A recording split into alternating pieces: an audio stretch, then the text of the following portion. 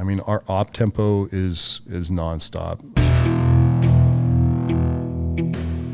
It's like if you imagine like a regular SWAT team and then probably mixed it with, like, I don't know, like Ranger Regiment or something like that. We're kind of somewhere in between there. You do a lot of regular Border Patrol stuff, but then you're serving high risk, warrants for alien smuggling, drug smuggling. Such and such vehicle was spotted here. We need guys to go get eyes on it. And then something landed at this house. We're going to serve a warrant. You're supporting a lot of other agencies. One of the coolest things I got to do was the QRF on a Black Hawk for Trump when he came in to visit.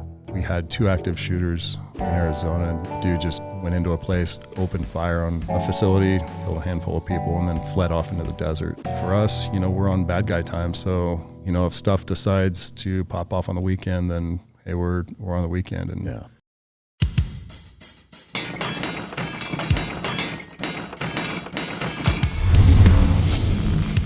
Welcome to Mic Drop, the podcast where relevancy is irrelevant and we don't give a shit about your feelings. Ladies and gentlemen, as always, it's both an honor and a pleasure to welcome my next guest to the podcast. He spent 4.5 years on active duty with the Marine Corps, which we're going to get into. He spent the last 15 years with Customs Border Patrol, 13 of which with their special unit called BORTAC, which we'll get into as much as we can. He's collaborated with Call of Duty with his dog Rex, which we'll talk about, as well as a stint on the Terminal List with Chris Pratt. He's the dude playing the dude disguised as the other dude. Ladies and gentlemen, welcome to the stage, Erin Switzer. Now that we got that out of the way, that's an inside joke that you guys aren't going to be privy to, and that's the way we like it. What's the last full book that you read? Oh, man, like actually physically read or audiobook? Physically read. Man, that's been a long time, but actually it was, it's been almost 20 years, man. No shit. Yeah, it's last actual book was probably The Pirate Hunter. I read that on ship back when I was deployed. So if it's been that long since you've read a physical book, what's the last audio book that you listened to and finished? That's the Jack Carr series. Yeah. Got to go there. So had a little prep for the work. Yeah. No, Have you read all of them? I haven't listened to all. He sent me out all of them. And I haven't gotten to the last 2.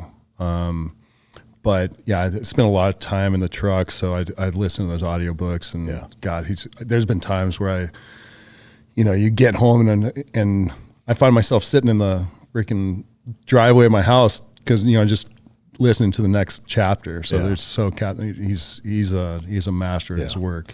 No, he really is. I mean, it's amazing to see him at that level of like Tom Clancy and any of the big authors that are household names. Like, and the fact that his first main series got made into an Amazon series, and I'm pretty sure they're going to do a season per book, or at least the next book is scheduled to be done. So yeah, it's fucking great. What is your favorite childhood memory? I know it was a bit tumultuous, but man, God, childhood, it'd either be, just all the hours spent, playing football. I mean, my front yard at my house, we had Bermuda grass back in Kansas, and our front yard was the community football field. So like every single football game, pickup game was played in our front yard. And so it was dirt. Yeah. It was just a dirt front yard. So definitely the hours playing football with the kids. Did you play any other sports? Back then, I played football, I sucked at basketball, but I still played baseball, ran track, hated that. Yeah. But yeah, it's much different back then. Now you've pretty much won maybe 2 sports. But yeah. I think it's also kind of a Midwest thing back then also, or more so, because even like the coast and down south, like I think the Midwest, because there's each high school only has a few sports and there's fucking nothing else to do there. Right. Growing up in Iowa was kind of the same thing. Like I played everything. I swam. Swimming was kind of my main thing, but I played everything else. What was the best part of being a part of the Terminal List? Man, first, it was a huge huge honor to be asked to take part in that. I mean, the lineup and being there with all the dudes that were working on it was pretty cool. But I don't know, man. It's just the overall experience was just I just couldn't, it took a while to grasp, because I'm just a freaking normal dude, man. And, I'm sitting there with Rex, where they put us up in some high-rise hotel in Hollywood. And I had a moment where I'm just sitting there and, they had a bed there waiting for him and everything. And I was like looking out over, over Hollywood and it was just me and him. And I was like, dude, this is pretty rad. Yeah, that's cool. Yeah, man, it's tough to beat. It's neat that they kind of go out of their way to go above and beyond and do little things like that. That's special. Same question in terms of his involvement and your guys' involvement in the Call of Duty game, which we've both collaborated on from talking before we went live. What kind of stands out from your time doing that?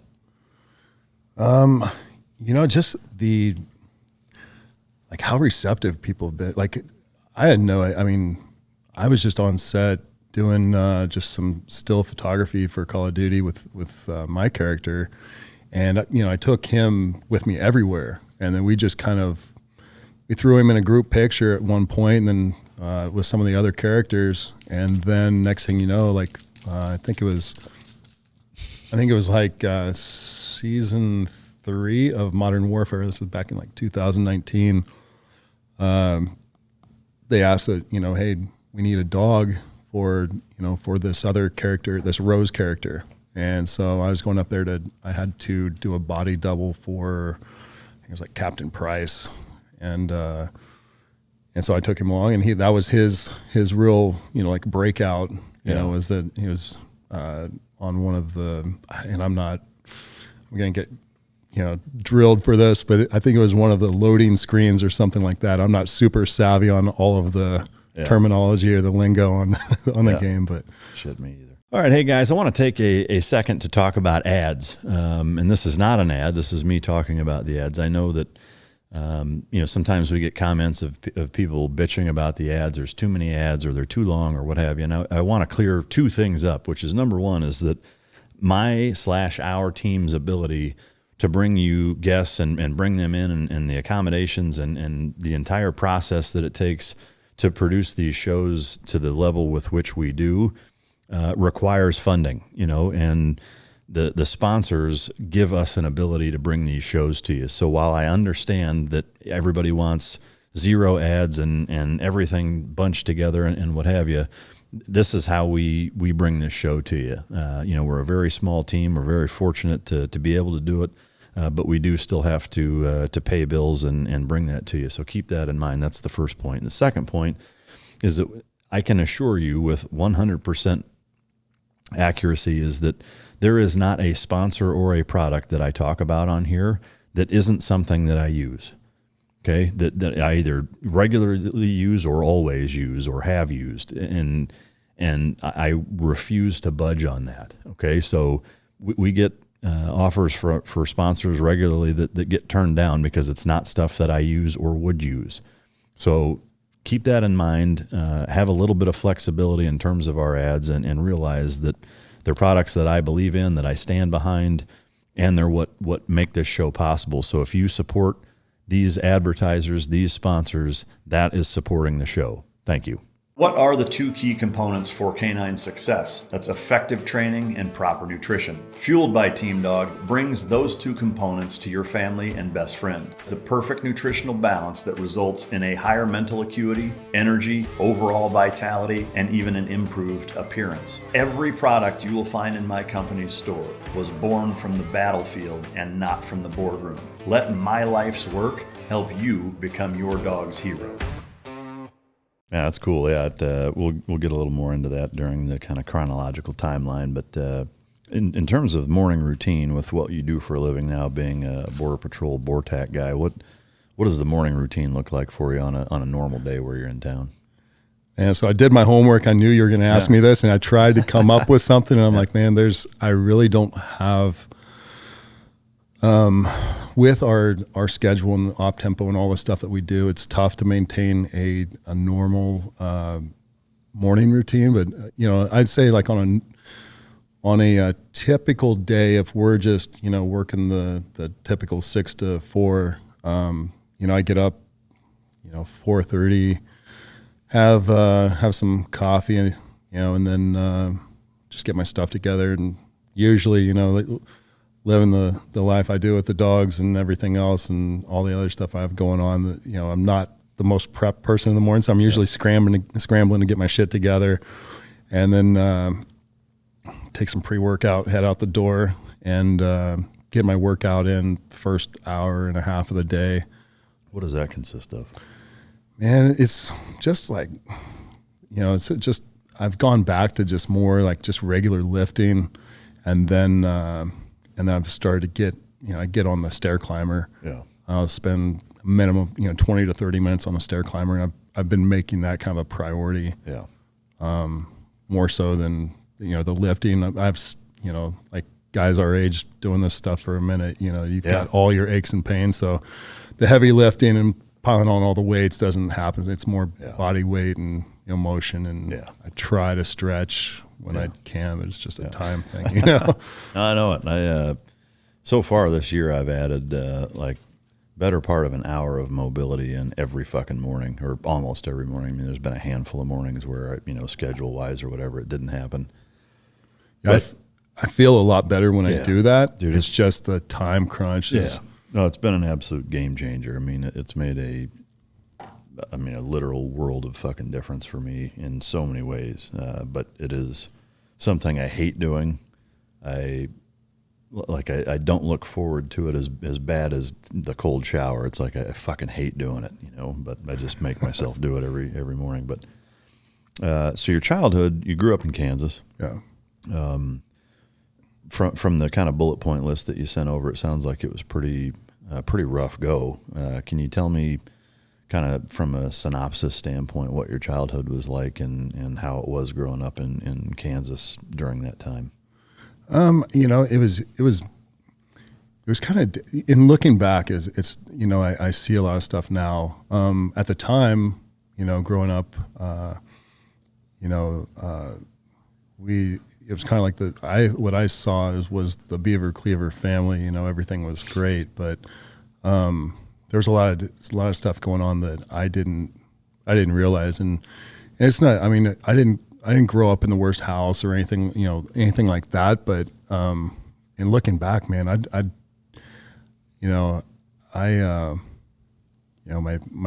my parents had us involved in a lot of stuff.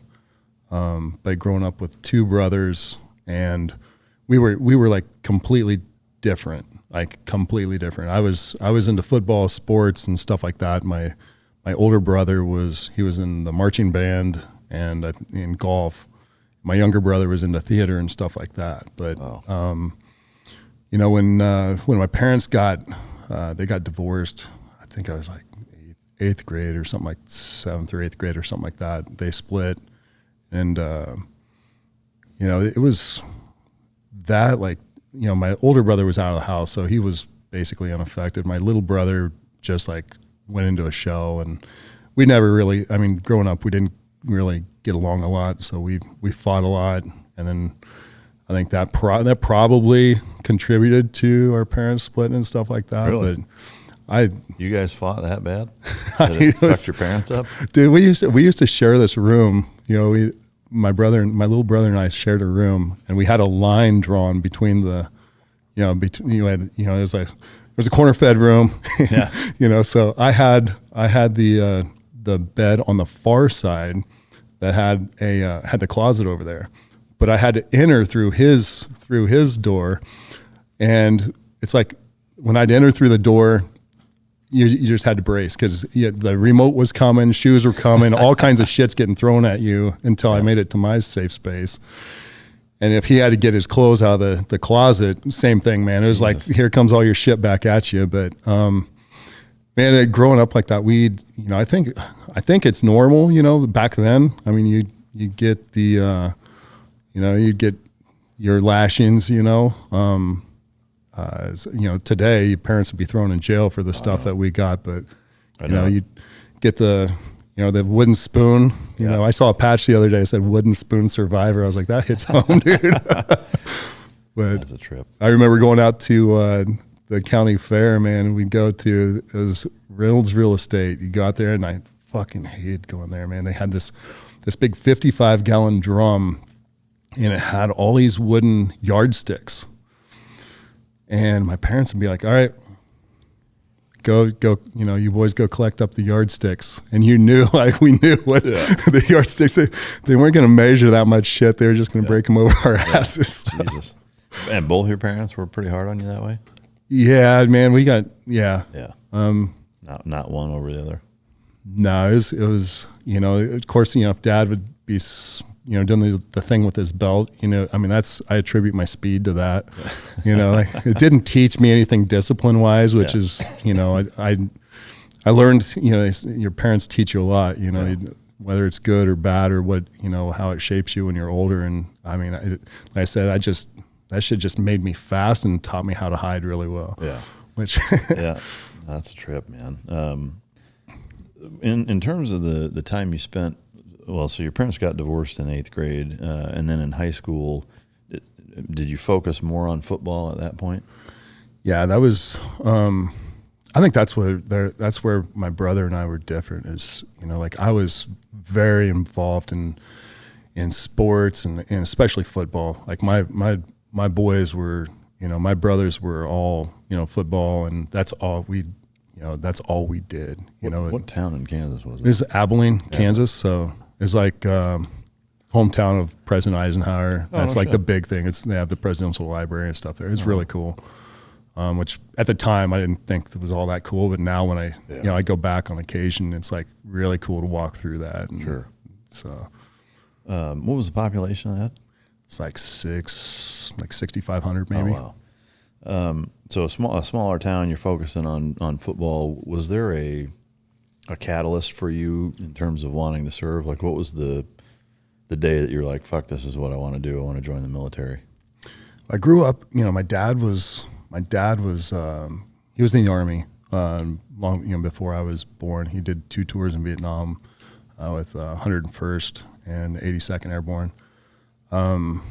So I always had, I grew up with my whole, all the men in my family served. And so I had a great respect for the military, but I really didn't, I wasn't set on it until after, I went to college and I went out for football, and that didn't work out. And then I just kind of had it just came to me one day, I was originally going to go, I wanted to go to Buds, like everybody else, right? Yeah. So yeah. I actually was talking to a Navy recruiter there in Kansas City. It was middle of the winter, and I was set to go in, and I was going to sign all the paperwork and everything. And I'd been prepping. I'm, it's middle of the winter in Kansas. It's freaking snow on the ground. I'm out there running, which I hate running, swimming my ass off. And I went in there. I was set to sign up, go in there, and the door's locked to the Navy recruiter. I'm like, dude, he said 8 o'clock. I'm here, like 8:30 rolls around, and finally it's like blizzard conditions out there. The Marine Corps recruiter opens his door. He's like, hey, Devil Dog. We got some hot coffee. he's like, what are you doing out there? I was like, well, he goes, let me guess, waiting on the Navy. I was like, yeah, just, I'm going to enlist today. And he goes, let me guess, Navy SEAL, right? I'm like, well, that's the plan, hopefully. And he goes, what? Come on in here, get out of the cold, And I'm at a point, in my life there where, I was working at a casino, working at bars, and just, I'm 24. And I was like, all right, well, I go in there, and I was just ready to sign, dude. I was ready to do something challenging. And he's like, have you ever heard of Force Recon? And I'm like, nah. He's like, well, you remember in the movie The Rock where, the Navy SEALs came in there, and then the guys that came in and kicked the shit out of those guys? Well, that's Force Recon. I was like, I'm like, okay, where did I sign up now? No, but I was like, he started showing me some stuff and talking and stuff and everything. And I was like, at that point, I was like, dude, I I'm just ready to sign this shit today. So did that and just went that route. I guess so. Before we get into your time in the Marine Corps, your time in college that preceded that, you walked on to play football, right? Right. Yeah. What was that experience like, coming from just playing football in high school and kind of the jump from high school to college football? I mean, because it's a pretty prestigious institution in this country. You know, college football is pretty highly revered. What was your experience like with it? For me, going from high school, and I look back now, and it's like, dude, I was gifted athletically. I was very, I was lucky that, I didn't back then. We didn't have a real strength and conditioning program. We didn't. Every day was a max bench day, in the weight room, and so we didn't have, kind of what they have today. And so I didn't feel I worked as hard. Looking back now, if I would have worked so much harder, I think, it'd been a lot more or a lot better. But, I had some offers at smaller schools and stuff like that, but I had a dream to go play at Kansas State. As a elementary school kid, I looked, Kansas State sucked really bad. And I was like, me and my best friend, and we're like, we're going to go there and we're going to make them good, But by the time I got there, man, they're like, they were a top 10 team, and I was irrelevant, Yeah. But I went there, I walked on for spring ball, made the team, and then What position? I was a linebacker. Yeah. But my family,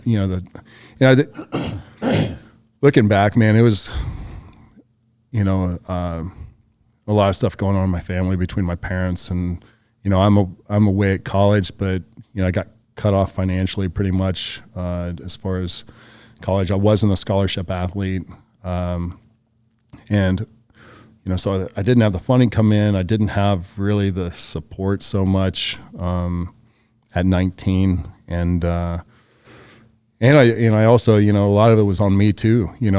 I totally embraced the rock star, lifestyle. I was, going out partying all the time, and, you got the free pass into all the bars at 19 and soaking it up. And next thing you know, I'm on academic probation. And then, I got mono the last 2 weeks of school, and dropped a ton of weight, and coach wanted me to stay up there to work out during the summer. And I was like, I'm going back home, go back home, be with my friends, and got into it with my mom one night, and I was just like, fuck everything, man. I got $65 in my pocket. I've got my little Kawasaki Ninja, loaded up a backpack, and just moved to Kansas City and started working in bars. Shit. So yeah. And then how long did you do that for? I did that until I was 24. Yeah. And it wasn't until, I was working at the casino doing valet parking, man. And living paycheck to paycheck and partying it up. And it wasn't until, like, two things hit me at that time. And it was, one was, my best friend at the time hit me up, and he's like, man, graduated veterinary school, and I've got this awesome, practice I'm going to out in Vegas. And I was like, dude, like, yeah, I'm parking cars, man, not to take away from dudes that are doing that, it's a good transition. But, and then the other thing was, the day that really got me was, my college football coach, Brent Venables, who's now, I think he's coach at OU. He came in, pulled in, and, I helped him, and he like stops and looks at me, and I was just like, it was just like a look of total disappointment and disbelief. Wow. Of like, oh, that's where you went. Oh shit. And I'm sitting here like, and that hit me, man. 'Cause, I'm like, how, guys like us, it's like, dude, somebody being disappointed in you, like that really hits. So, and that's when I was like, dude, I'm going to go do something, and that's when I signed up for the military. Yeah. So, two quick questions. What's the coolest car that you valeted? Man, I would say parked almost everything, but it was a 99 Dodge Viper GTS. This guy, he was a regular, came in all the time. He had it hooked up to a T. Yeah. And he was an older guy. He was probably maybe 70 at the time. He had a whole array of sweet like supercars and stuff, Yeah. but he would just rip that thing all the way down the driveway, you know, on the way out. We just loved it. But he was always super cool with us. That's fucking cool. Yeah, I mean, those are classic. I remember growing up really liking the Vipers. But what was the CC on your bike? Was it a liter bike? That was just a little 600R. Oh, gotcha. Yeah, that was the same one in, you know, the Mavericks, you know, Top Gun. Yeah. That's right. Is that why? Yeah. I know. I had to have that. Yeah. You know? Did you ride much growing up? I didn't ride at all really until my parents wouldn't let me on Even a moped. dirt bike or anything, you know. So Yeah. but when I hit 18, man, I bought that thing right out of the Yeah. you know, Not knowing how to ride gate. it and just No. fucking. Do you ride now? I do. Yeah. I've owned several, you know, leader bikes and Yeah. Ducatis, and now I've got a good buddy gave me. I got out of riding street bikes and Harleys because, you know, I had 2 really bad crashes where I was hit by some shitty drivers, Yeah. and lucky to survive those. But I kind of hung that up, and then my birthday 2 years ago, one of my buddies gifted me it's an MV Agusta. Oh, yeah. 1000. Oh, shit. And the triple exhaust. it's got the quad exhaust, Oh, no yeah. shit. Yeah. And so it's a track bike. You know, I don't ride on the streets anymore, man. It's just, it's my passion, but it's too damn dangerous. And then I ride dirt too, so dirt bikes. That's awesome. I got to level with you guys. I shave my sack. Yeah, I said it. It's Smooth Sack Summer 2023, if you haven't heard already. Make sure that you're scaped from pubes to bum. That's right, this summer. Keep your balls cool while looking hot with Manscaped. They've been a big supporter of the show for a while now, and they're the leaders in below-the-waist grooming. And they're making sure that we all have a ball this summer by giving our pants partners everything they need to stay fresh. Dive headfirst into Smooth Sack Summer by going to manscaped.com for 20% off plus free shipping with our code. The Manscaped Performance Package 4.0 has everything you need to prepare for that summer bod. They've built the ultimate grooming bundle for your summer grooming. The Lawnmower 4.0 trimmer has a cutting-edge ceramic blade to reduce grooming accidents thanks to their advanced skin-safe technology. The Lawnmower 4.0 has a 7,000 RPM motor. That was not an accident. New multi-function on-off switch, and it gives you the ability to turn the 4000K LED spotlight on and off when needed for a more precise shave. This trimmer is also waterproof, so beach, lake, shower, whatever, it will devour even the strongest pubes. Now that you got the perfect haircut, I know I do, use Manscaped's liquid formulations to keep that freshness even at the hottest summer barbecues. Most importantly, use the Crop Preserver Ball Deodorant, which is a real crowd favorite to stay cool in the heat. They're even throwing in 2 gifts for their Performance Package 4.0. That's the Manscaped Boxers and the Shed Travel Bag. And they're also throwing in some Shears 2.0, a nail grooming kit, which is a stainless steel nail cutter, tweezer, and grooming scissors. So if you throw in the code MICDROP, all one word, you get 20% off plus free shipping. Manscaped, I've been using their stuff for years now, even before they sponsored the show. They've been a phenomenal supporter of the Mic Drop podcast, and this deal is amazing. Plus, again, if you use the code Mic Drop, it's 20% off plus free shipping. I don't know how you beat that. So take care of your undercarriage this summer with Manscaped. That's manscaped.com. Code Mic Drop, 20% off plus free shipping. Do it. All right, as you guys know, the lifestyle changes and the fast pace that we live, it makes it difficult to get in all of the vitamins, minerals, fruits, vegetables, etc. Started working with First Form. It's a great company. Everybody knows who they are, and I've been trying their stuff for a while now, and I love it. In particular, their OptiGreens 50. It's a precisely formulated green superfood powder that increases overall immune system support and digestive health. 80% of your immune system is located in your gut and digestive tract, so healthy digestion is essential for overall health and wellness. It's got 50 hand-chosen ingredients, and its taste and texture are like no other product. It's not gritty. It's got a sweet berry flavor. 100% of all the greens ingredients are grown and manufactured in the USA. For me, this is a really good one-stop shop to get all the extra stuff that you need. There's a lot of greens out there. This is a product I stand behind. I enjoy it. and notice a remarkable difference in just overall the way that I feel. My gut health and digestion is noticeably improved. It's a green superfood blend. It's a phytonutrient blend. It's a glycemic balance blend. It's not going to spike your blood sugar. It's got digestive enzyme blends and probiotics in it. It's a great product. Andy Frizella and First Form is a phenomenal company that is very supportive of the veteran community, and I can't say enough good things about him and the company. So OptiGreens 50, just a great product, and they're a fantastic sponsor and supporter of Mic Drop. We'll definitely have some shit to talk about afterwards. I don't want to take the whole show up talking about bikes, but all right. So $65 in your pocket. Disappointed look on your old coach's face. It was kind of the light switch. The Navy recruiter doesn't fucking show up, and so there you are talking to the Marines. You signed that day? Yeah. Yeah. And how long was it between when you signed and left? God, I think it was like maybe a month or two. Yeah. Were you just kind of floating in between that? I was living in my buddy's garage, like sleeping on my couch in a garage. Wow, freezing your fucking dick off. Yeah. I can imagine. All right, so you go into the Marines. You spent 4.5 years there. Where did you go to boot camp? I was at San Diego, MCRD. Anything stand out, that was exceptional or surprising or of note with the boot camp until you got into an operational unit process? Not really. Pretty standard.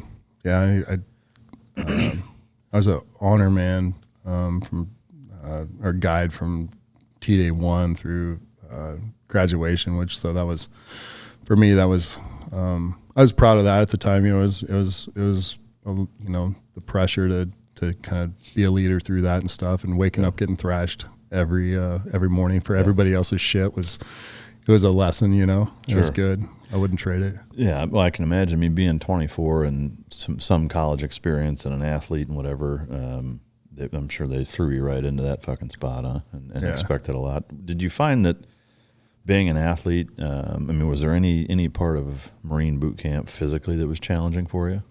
Just the running, man. I suck at running. Like I'd rather swim somewhere than to run there, you know, and you and me both. Yeah. So the running, just the long runs sucked for me, you know? So from you graduate boot camp and then ultimately where did you go? From boot camp, I went to SOI. That was a few months. Which stands for what? School of Infantry. I was at Pendleton, Oceanside. So went there. I got a fracture in my foot like the last week. So I was a grad hold there for like a month or two and missed my ARS date on the East Coast. That's the Amphibious Reconnaissance School in Little Creek, Virginia. So I missed that date and rolled to BRC in Coronado. So I sat there for like a month babysitting, the new recruits coming in and stuff like that. Yeah. And went down got orders to Coronado. I was down there in waiting for BRC in 2000. So I was there for 2 or 3 months, just hanging out on the beach. Yeah.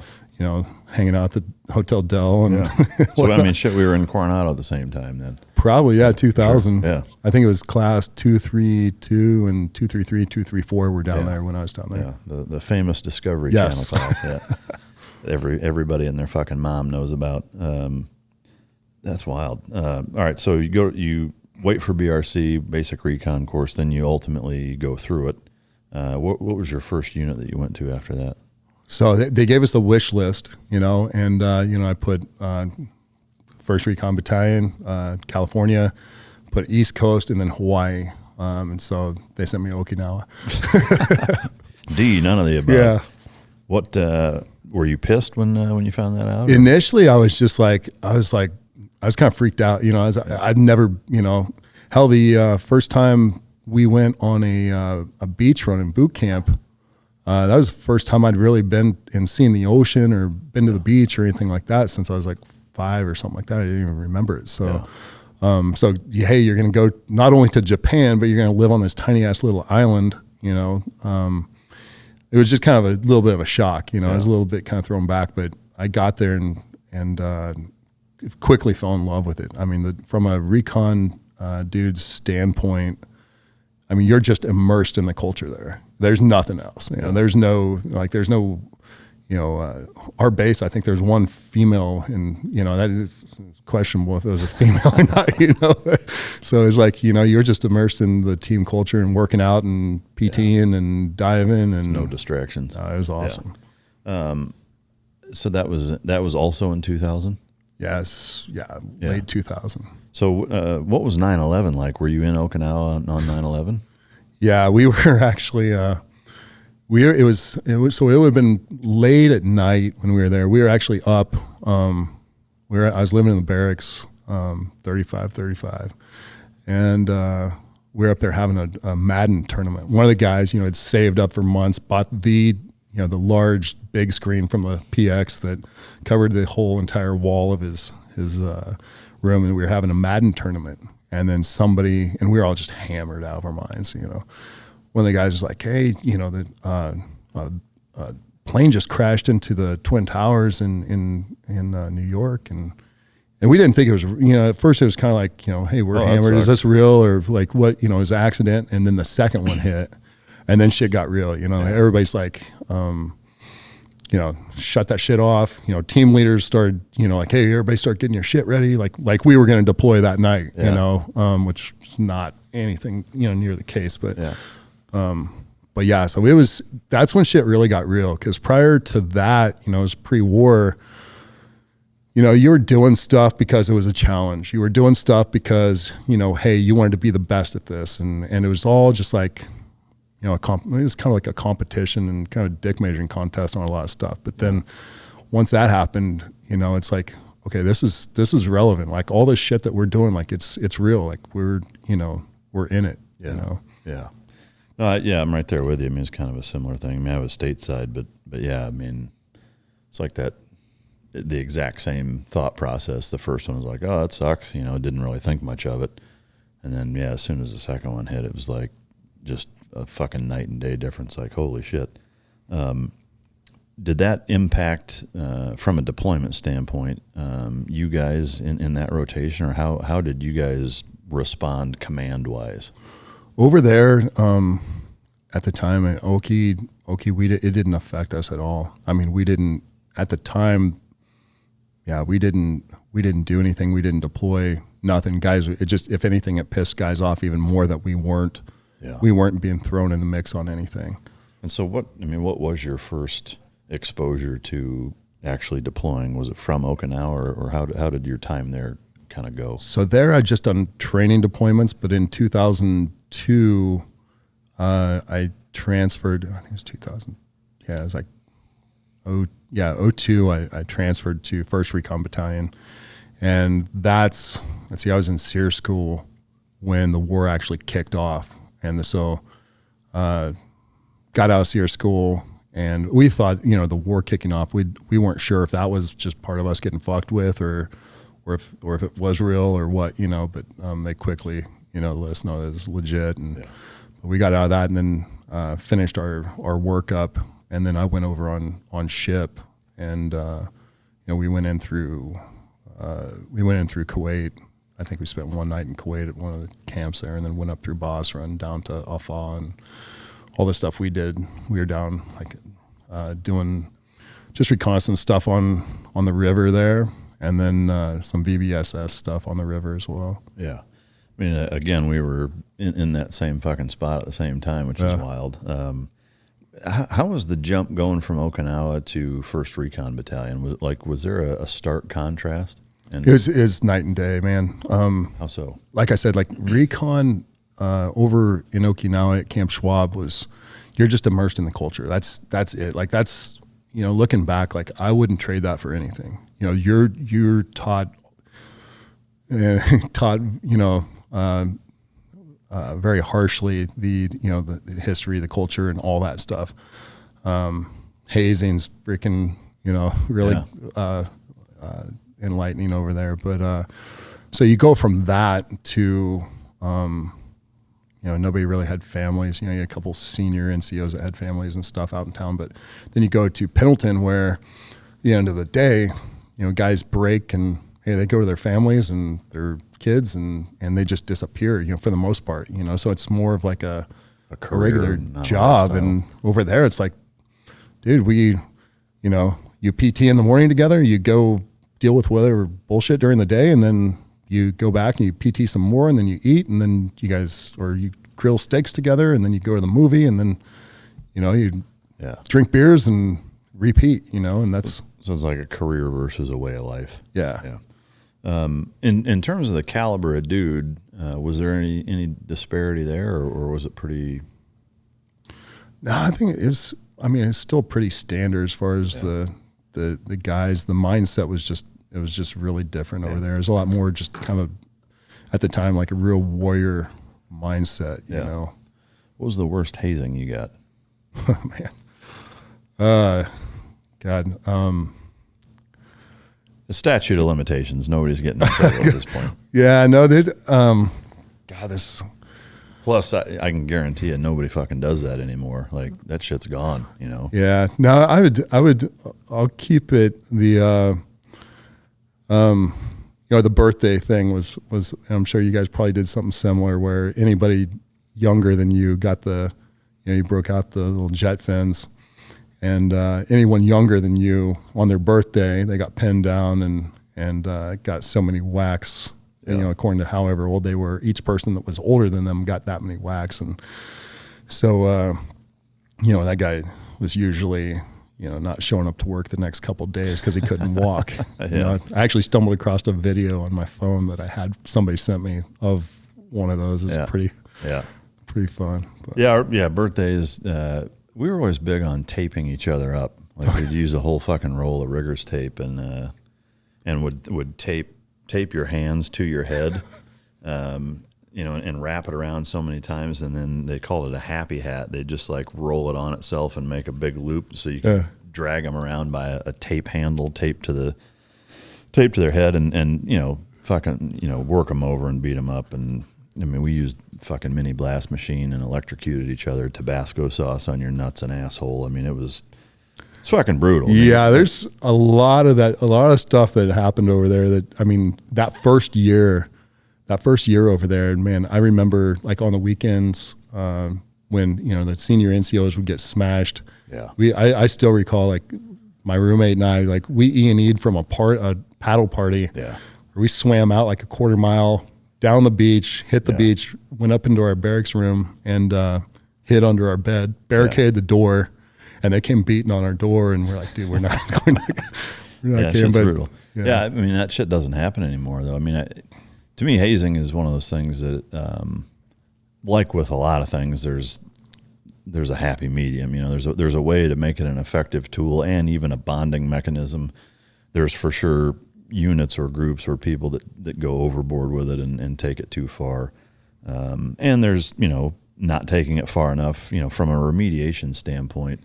In that line of work, which I am not naive to the fact that that's pretty unique to our society and in a lot of places that it's probably not applicable, but in that environment, I think it's an effective tool and should be allowed. But all right, so you end up going back to the States. You deploy to Iraq. You're up into the Alpha Peninsula. Were there any operations that stand out? In that Iraq deployment that were of note, that were either hairy or went exceptionally well or horribly wrong? When I went over there, we didn't do a whole lot of sexy stuff. I mean, we were at this little British, I don't know, it was like a blown out building that we were staying in, and it was like us. My 6-man team were attached to a weapons company. And they really didn't know what to do with us. Like they were like, they had no idea, how to use us and stuff like that. I think we had like a radio recon unit attached to us as well. But so we did a couple, just like raids on houses and stuff like that. We went to one. The one that was kind of sketchy was, we had a terp that was attached to us. It was basically like a glorified knock and talk. Where we had a perimeter, we had a weapons company set around us and stuff like that, and the terp goes up, they he's communicating through the door. We were going to search. There's supposed to be a bunch of weapons and stuff there. And ends up, they get I think there's like 2 males and a whole mess of females and a couple younger kids. Get them all out of the house, and the house is clear. So we go in to, clear the house, and I go into one room, and it's like me and one of my teammates were clearing this kind of low lit room, and I see movement over on the bed, and I'm like drawing down on this thing, and ends up being a baby. Holy shit. Baby under the covers. They just left the baby. So I'm like, that was for me, that was kind of threw me off, but we didn't do much over there on that push. It wasn't until we got back and the boys went back over like a few months later, and that's when Fallujah kicked off and everything. And then my team they were very active. And So you went back after that? I didn't. Yeah. We did a little bit of time over there, and then I was set to. That's why my enlistment was 4.5. Yeah. I extended 6 months to go over with my team. I was set to get out, and I was like, I'm not missing this. And so when I came back, I got out. Was the lack of activity part of why you're like, fuck this, I'm getting out, or? Yeah, I mean, it was that, and then I'd also part of my agreement. I was married, and my wife didn't want me to go over. Oh, really? And I was like, look, I was like, this was my plan. This was my plan for my life, was to be a Recon Marine and to do this. And I've got my shit pushed in for the last 4 years, and now the Super Bowl's here, and I'm not going to sit on the sidelines. Yeah. So I made a deal that, hey, let me enlist for 6 more months, go over there, get a chunk with the boys, and then then I'll look at getting out. So that kind of solidified it. When did you get married? I was 2000. I'm going to get in trouble here. It was 2000. Would have been 2001. So it was after you came in. Yeah. So it was in. It was a day after dive school. Oh, okay. And was it somebody you grew up with, or you met while you were a friend of my cousin's, actually. Oh, really? Yeah, I was back on leave on Christmas one year, and we just hung out and hit it off and stuff. So that's wild. And that was fucking 20 years ago. Yeah. Yeah. Wow. 20 plus. Yeah, we'll just call it 20 plus. Yeah. All right. So you come back. Not a whole lot happens over there. You get out. What was your kind of plan from that point and transition ultimately into Customs and Border Patrol? Well, I got out, tried sticking in Southern California for a while. I was doing like personal training, and that was a mess. Dealing with the people that down there that just wanted a trainer, and I couldn't deal with the just the lack of effort that people put out. So I moved back to Kansas City. Started going to school, because that's what you do when you get out. If you're squared away, you get out of the military and go to school. So I was studying engineering, had an internship. Was driving limos and stuff too for my buddy on the side, and I was doing good in school. But I was miserable, man. I was circling the drain. I was drinking every night. Just it was a bad scene. And my wife realized, just saw me, declining, and it's just, not being around that team environment, not being around the fellas, I'm not having to live up to any standard. And then she found Border Patrol was hiring. I'm like, dude, I am not, I'm not one of those guys that's going to stand at the checkpoint and harass Marines when they're trying to go back on base. And that's not me. I'm not going to wear this pickle suit. And then she found BORTAC, and so I looked at it, and she's like, yeah, you can do a lot of the same stuff that you did, and it looks like it seemed kind of a team environment. And so I looked into it more, and it as advertised, it was I couldn't find much about it on the internet, but I saw some a little bit of research, saw some stuff, and I was like, oh, it looks cool. And so I set my sights on that and went after that. Yeah. What was that process like back then, as far as from when you said, okay, I'm going to do it? Like, did it take a while to? Yeah, I applied and it took close to a year. So I pretty much wrote it off. I started, applying for some local police departments, stuff like that. And then I got the call and they were like, here's the offer, Calexico, California. And booming metropolis. Oh, dude, I was like, I'm not familiar with, I'm like, I applied for San Diego, and they're like, well, it's basically like a suburb of San Diego. And I'm like, dude, I lived in San Diego. I'm like, I don't remember that suburb. So I look at it on the map. I'm like, dude, that's way in the middle of nowhere. And I asked, I just said, hey, can I just be put on I've waited this long. Can I just wait another 2 weeks or a month until San Diego opens up? And no, it was like, take this now, or, leave in 2 weeks for this, or you're dropped from the hiring. So, so I took that. And so you go through all the normal fucking stuff for, I'm assuming you went through FLETC in Atlanta. This was in Artesia, New Mexico. So they have their own federal boot camp, if you will. It used to be, I think it used to be down in Glencoe, and then I can't remember when they moved it to Artesia, but it's been Artesia for, now it's been probably 15 years or so. And what is the initial training called? It's just like, I don't know, Border Patrol. It's just the Border Patrol Academy. Okay. And how long is that? Man, they changed it. I think when I was there, I think it was 5 months. Yeah. So, and then they went to a transition to a way where it's shorter if you were nativo. I wasn't. So what is that? Just a native speaker, Spanish speaker. So, what is the gist of the academy? I mean, like, what all are you learning? It's just a lot of the law, firearms, and then the Spanish, primarily. So, I mean, it seems like that's a big component to being a Border Patrol agent, or maybe the biggest is the legalities of it all. Is that a safe? Yeah, that's a lot. Is like you can go in there and know the language, but just learning the ropes as to know how to operate, what you can legally do, what you cannot do, and stuff like that. You know. And where were your first duty station was at Calexico? Yeah. Doing what? I was just a line agent there for, until I could get a tryout with BORTAC. That was 3 years?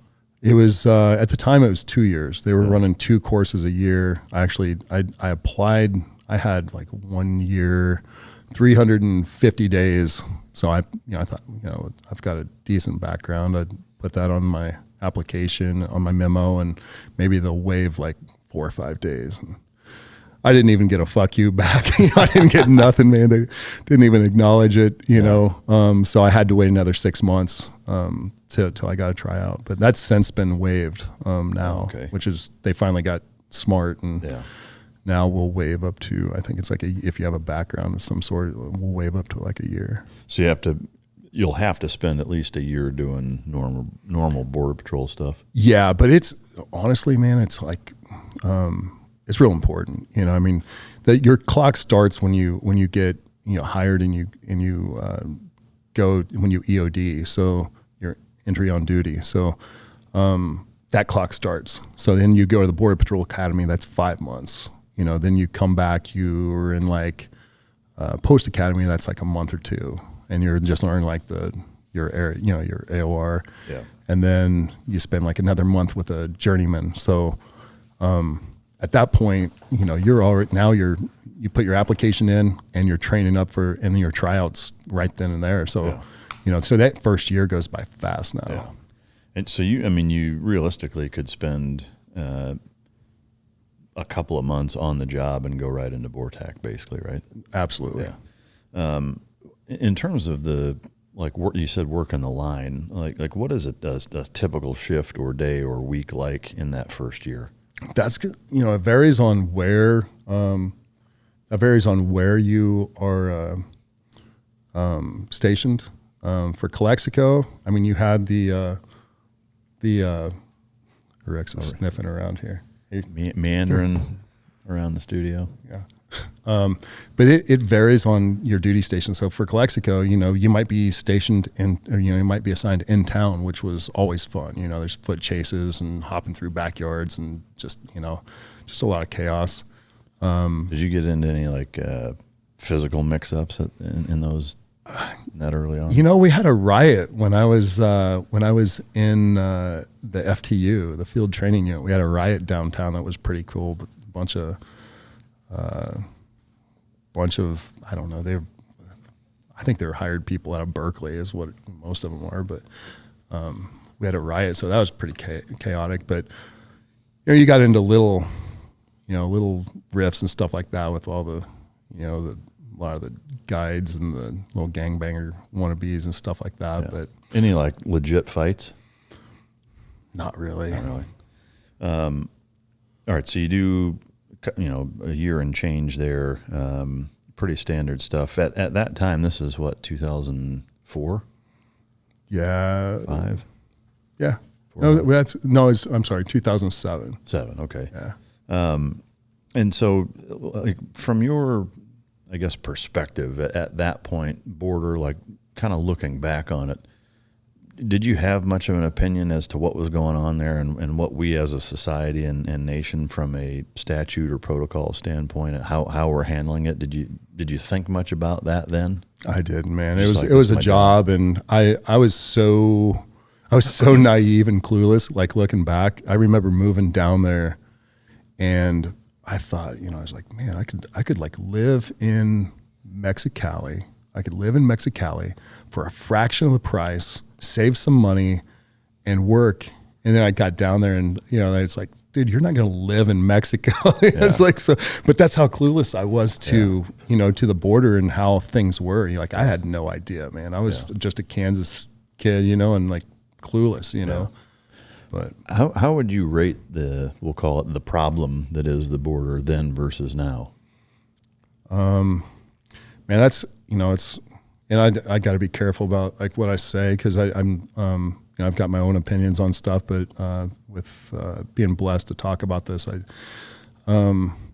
it's definitely a challenge. It's I don't know. People always ask me what the answer is, but man, it's so big and so complex that. Could you put an X factor on what it was then versus now? If it's worse, how many times worse it is? Yeah, I don't know, man. It's just shifted. The whole dynamic of what things were then versus now. It's I don't know. Well, so I guess back then, what were the top 2 or 3 things that you guys were concerned with versus now? What is the difference? You still have, with the legalization in a lot of places with the marijuana. You don't see hardly any of that anymore. But that was always kind of a big thing back then. That was coming through a lot, and that was a big push. But the flow of the illegal aliens coming across that was never really. I don't know how. I've never really paid attention to the numbers or anything like that, just because, I don't know. I've always just been one that's I just go and, we do our assignments, our jobs and stuff like that. And the numbers on that stuff, in my opinion, can be skewed so much to get an accurate read on that stuff. It's kind of, I don't know. I think it gets kind of political, Yeah. It gets used as a football. Hey guys, I wanted to talk about something that I've incorporated into my daily routine, my morning routine, that has had a remarkable impact on my life. It's called BioPro Plus. It's a non-synthetic HGH treatment. And, every year after puberty, your HGH levels naturally drop and exponentially sometimes can even drop by 50% by the time you're 35. I train jiu-jitsu 3-4 times a week. I lift 3-4 times a week.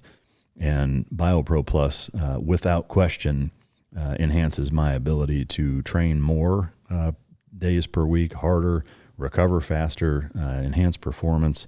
I cannot say enough good things about this product. I've been taking it for a few months. It's remarkable, and I will continue to do so. If you want to, perform better, look better, feel better, I can't stress it enough. I've tried BioPro Plus, and I encourage you to go to bioproteintech.com. And if you want to get $30 off your first order, use the code MikeDrop, MIKEDROP.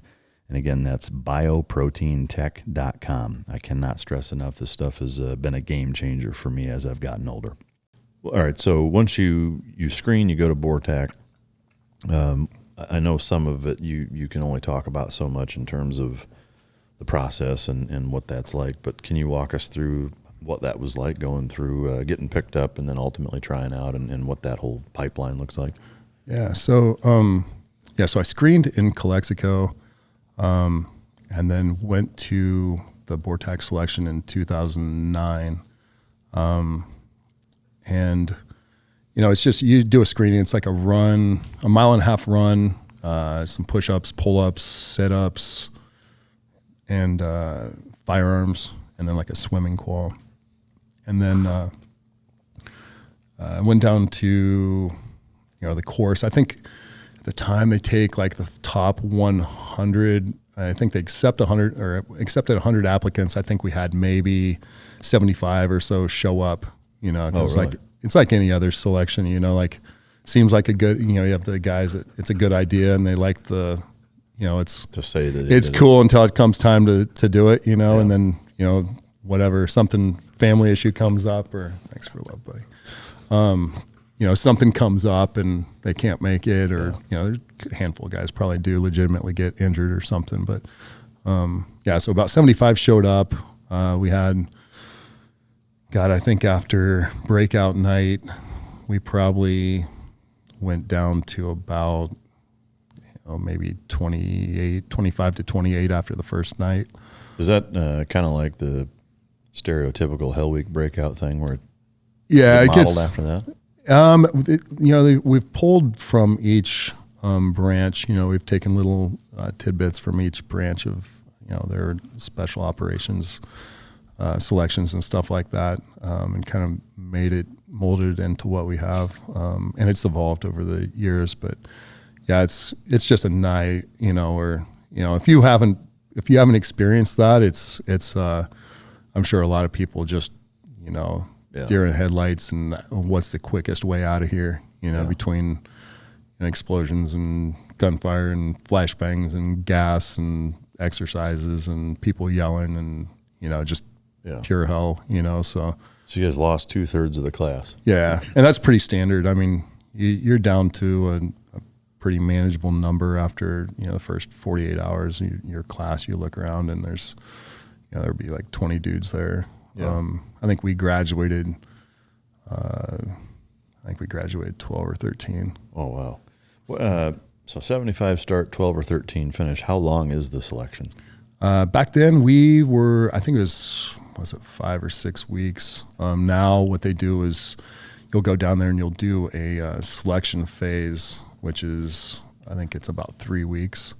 And that's, it's like a straight up selection where it's, you're doing some individual events, your performance events and stuff like that. And then you'll have some team events where, you're looking to see how dudes, work as a leader, how they're, how they work as a teammate, how they think critically and stuff like that, while under a lot of pressure and, the unknown distance rucks and swims and runs and stuff like that. And then, the guys that make it through that, at the end you do have guys that go through it and they get non-selected. I think last class, we had like 2 or 3 dudes that made it clear through all of that. And then, at the end they get, commander's call and they have to stand in front of the man. And it's like, dude, you completed everything, you passed, but you're just not one of us. You're just not one of us. And is that a collective decision by the staff? Like they kind of meet and say, so they have a grading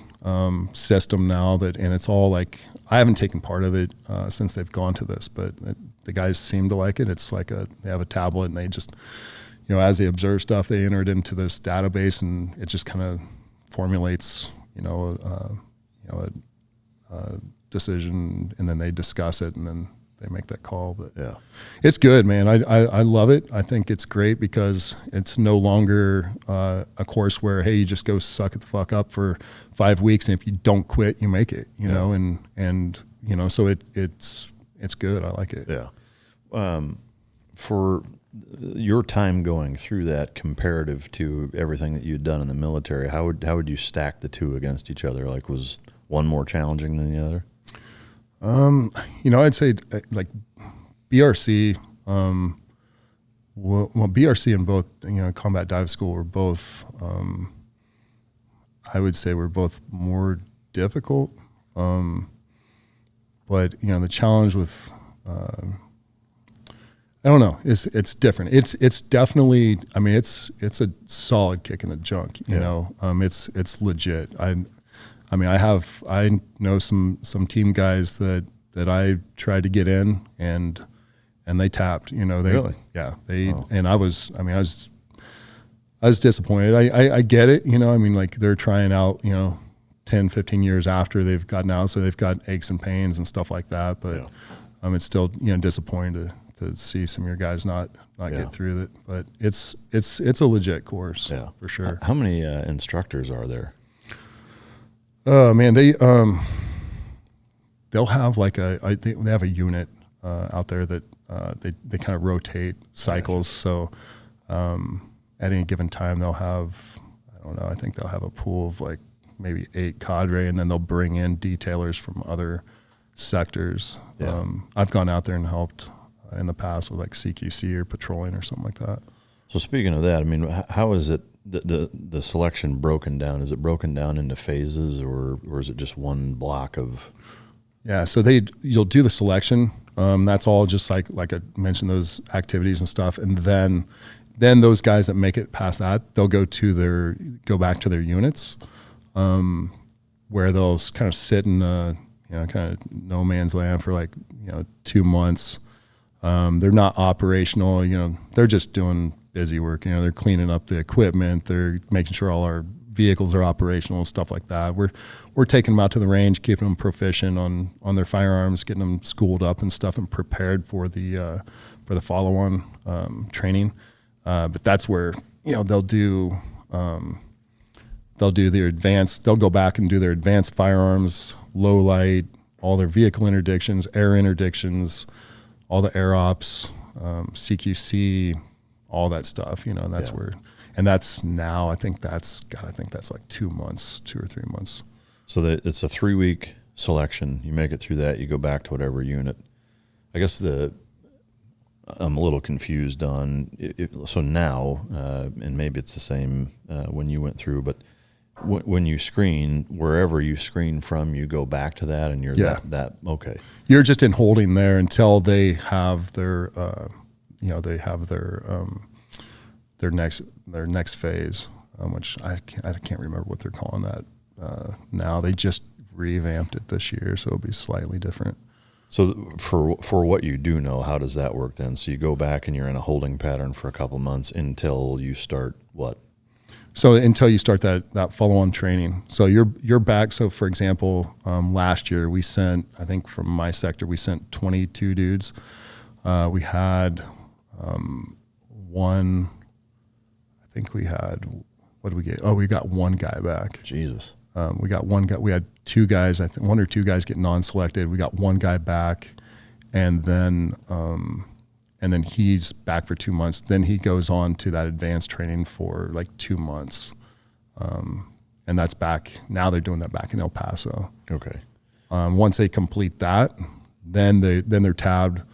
They can come back and be operational at that point, and they're on a year probation. Okay. So for the total process, I mean, it's about 6 months from when you go start selection until you can get tabbed and go back to a unit. It's about a 6-month process. Yeah. Once you go back and you're on that year probation, does each sector have its own BORTAC team, I assume? There's, let's see, not each sector, but you've got a few teams down in El Paso, or I'm sorry, a few teams down in Texas. I think we got Laredo, Del Rio, RGV, Rio Grande Valley, El Paso, and And El Paso, the SOG team, headquartered out of El Paso. You've got Tucson sector, Yuma sector, San Diego, and then Detroit. You got one up north. There's only one BORTAC unit on the entire northern? I think there's one active. I want to say up in the Northwest they had a small contingent, but I don't know if that's still a thing or not. That's one thing you never really hear much about. I mean, what is the Border Patrol presence on the northern border? I mean, I've never been up there. I can't really crazy. speak to what the guys up there do. I know they work a lot with a lot of the other agencies and stuff like that, doing stuff with them. Do you have any idea what the numbers presence is of Border Patrol agents on the entire northern border? I have no idea. Do you know what it is on the southern border? No clue. I'm so out of touch with that, and I couldn't. I really, I can speak to like our unit and stuff like that. Yeah. But Well, I guess so on that. I mean, do you know, do you know how many BORTAC agents there are CBP wide? I think I saw a number the other day. I want to say there was like 200 Really? active, something like that. It's that small of a group. But and within that, you've got supervisors and guys that I don't think there's that many actual like door kickers. I'm not sure what that number would be. It's fairly small, but the teams they're stationed where we are, but the guys flex. The guys get deployed throughout the country and do some overseas stuff too. Oh, really? Can you talk about any of that? There's the SOG guys, the guys out of El Paso typically get tasked with most of that. You say where overseas? They're just working in like advisory roles and stuff like that. But they're Central South America, Africa, Middle East. Wow. Europe. Shit, I had no idea. But, how many SOG guys are there? A handful? No, their numbers fluctuate, but I don't know. I'd just be guessing, but I think they have 2 or 3 full teams. But those guys are freaking busy, man. How many guys are on a team? I don't know. There's probably I don't know what their structure is. I mean, ballpark? Probably 12, 15, maybe 12. I guess for the listener and frankly, even for me, I mean, what is BORTAC's mission statement? Like, why do they exist, and what is their sole purpose? So initially, it was stood up in 1984 to help like combat some like rioting stuff and some unrest in like some prisons and stuff like that. But it quickly evolved into what it is today, and now it's the mission statement. And I should have, I guess, done my homework and like memorized that. I'm probably gonna get. I mean, even if it's just general. But no, we do. It's a lot of, you do a lot of regular Border Patrol stuff, but then you're serving high risk, warrants for, there's alien smuggling, drug smuggling, vehicle interdictions, and then you're supporting a lot of other agencies, like marshals and. What's that? Like U.S. Marshals and a lot with like for us locally, you support the DPS, some of the other 3 letter agencies and stuff like that. Yeah. But I don't know where I was going with that, but I guess like let's say the fucking president shows up and he's like, "Oh, hey, what do you guys do?" Like, what would you tell him? Okay, yeah, so. So we do dig pros for a lot of the dignitaries that come in. One of the coolest things I got to do was I was on the QRF on a Black Hawk for Trump when he came in to visit Yuma. Oh, no shit. So we were sitting there. I got some pretty cool pictures. Sitting there on the side of the Black Hawk, just flying around overhead. In case shit. Popped off, and when Pence would come in town, we'd spearhead his response and stuff like that. So doing some of that, dig pro stuff, and then we'll also do some protection details for if there's threats on people and stuff like that. Yeah. From I guess like an operational standpoint, I know you said you guys do normal border patrol stuff, but is there, like when you're working with other agencies, is there kind of a rhyme or reason to, I guess, going back to that mission statement? Like, are you doing a lot of raids? Are you combating, is it mostly drugs and human trafficking, or is there more to it than that? It's most, a lot of if there's, if the risk is elevated, then, we'll get the call on that stuff, So what would be an example of that? Active shooters, we had 2 active shooters, in Arizona, some months back where, dude just went into a place, just opened fire on a facility, just killed a handful of people and then fled off into the desert. So that's kind of one of our big skill sets is like tracking, tactical tracking, and then the capabilities that we have, obviously, like with the at night, being able to utilize other assets and stuff to track people down, and then just guys on the ground, and so we went out and apprehended that guy out in the desert. That was a good one. Yeah. And you guys use dogs also, right? Yeah. We had a dog on that one. Did he get in on it? Yeah, he did. He did. It was kind of weird because he went. It was different. I hate to speak for our canine handlers because I'm not an actual canine handler, in a team. So, but you play one on TV. Yeah, it's weird. But so yeah, we used a dog on that. It was effective. We took the guy into custody, and god dang, it's you're glad that those things end, but man, it just hits home. That at the end of something like that, that you take this guy into custody, and then you're like, you're just.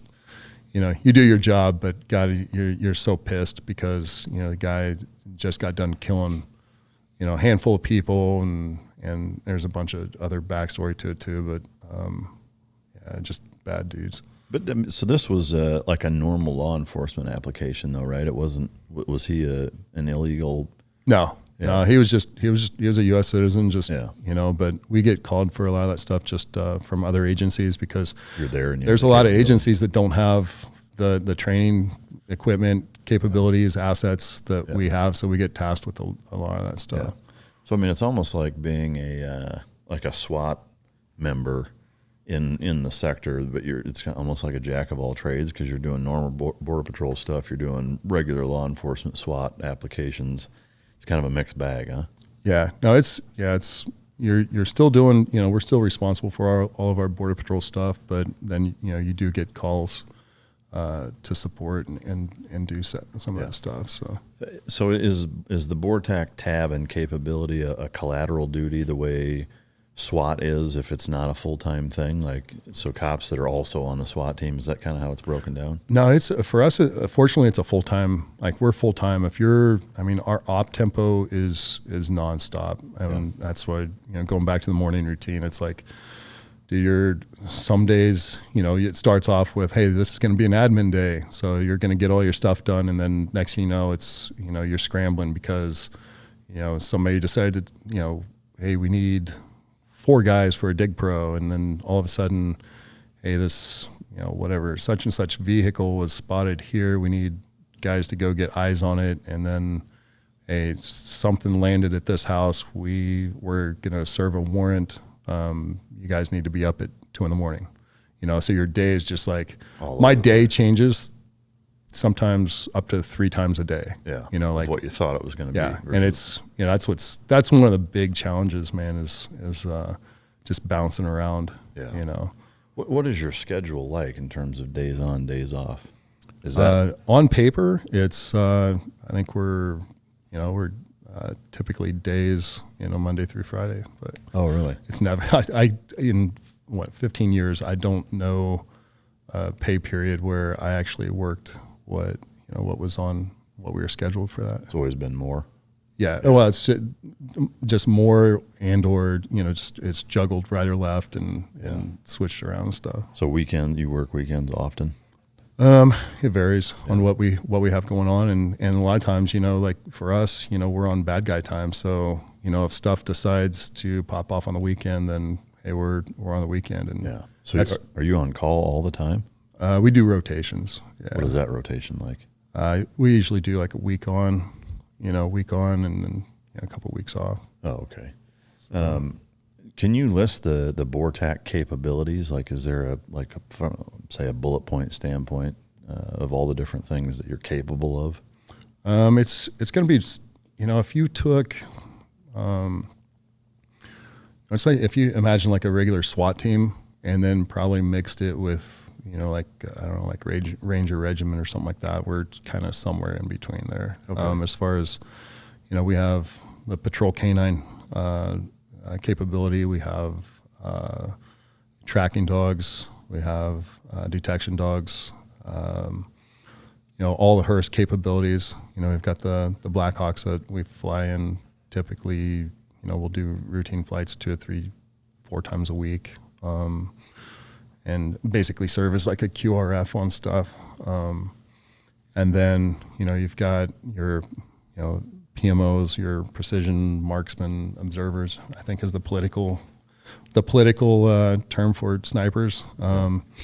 And then does there need to be one? I don't You're fucking know. shooting people. There's really no way to church that up. You're fucking shooting people. Yeah. From a long distance. So you got the that capability. We have I think really exclusive or extensive breaching program, which is it's gotten us some good training with some of the other units and stuff like that. So. And then I'm trying to think what else. Hearst capability. I think that's about it. Do you guys do like rope certs and mountaineering climbing type? That's mostly like BORSTAR. We do it. I mean, we do rappelling, obviously fast roping stuff, but the rappelling, we've done some assault climber stuff in the past with this was years ago with like HRT, but the ropes experts are the BORSTAR guys. Those guys they're ninjas with all their knots and little contraptions and stuff. Yeah. Before we get into BORSTAR of what you can talk about and what you know about them, is BORTAC broken down similar? I know you talked a little bit about the structure, but as far as like compared to say the military where there's squads, platoons, is it less rigid that way where it's like because there's so many different things that you do and could go here or there, like you're almost a jack of all trades, and so is it not as rigid that way? So I'd say one like a big difference is like when you're in a team in the military, it's like that's your team, and that's doesn't change. No, it doesn't. For us, it's just there's so many challenges with doing that, because Chris has Tuesday off for an anniversary, and Dave's got his kids soccer on the so everybody's schedule is constantly got holes in it. What's that? Yeah. Chris and Dave. Yeah. But so you're trying to juggle that and keep team integrity 100% is, I mean, we've tried it. We've tried like, okay, now you're gold team and you're black team and your team 1, your team 2. And man, it boils down to like all of our operators are trained to the standard, to the same standard, to the same level. And we have our guys broken down basically in regions with the same capabilities sprinkled throughout. Yeah. And when something, whoever's on call, something pops off, those guys get the call. We have guys that, you have a half and a gaff, and then, you scramble to whatever your response is. Yeah. And, and you usually have your solid core of your team guys, but then you may have 1 or 2 from the other team that trickle in that, hey, they're covering for somebody or something like that. And so within your sector, which is Tucson, right? Yeah. How many BORTAC agents are in the Tucson sector, can you say? We've got operators. We've probably got probably in the 20 something. Yeah. And then you have some guys that have got, other duties that, hey, one guy's, taking he's got whatever kid stuff. So he's in the armory for a year or two. You got another guy detailed to an op shop, another guy filling in, in a different role. So yeah, I mean, so ultimately it's a very small unit though. So you guys, that group of 20 or so is super tight, I assume. Yeah, like you guys know each other as much as a platoon would in the military. Yeah, it's close, and dudes, of course it's different now, man. Like when you start out, you have your young guys, you're all starting out together, so you have similar experiences. Your families are all the same age and stuff like that, and it's like, and then time flies, and now I'm looking around, and I'm like, I'm the old crusty dude in there, and it's like, these guys are starting to have babies, and you're just like, damn, I blinked and now I'm one of the old dudes, you know. Man, I know it. Some of the people we've come across in the desert, that this guy, if we wouldn't have found him, like in the middle of nowhere, if we wouldn't have found this dude, he's gone.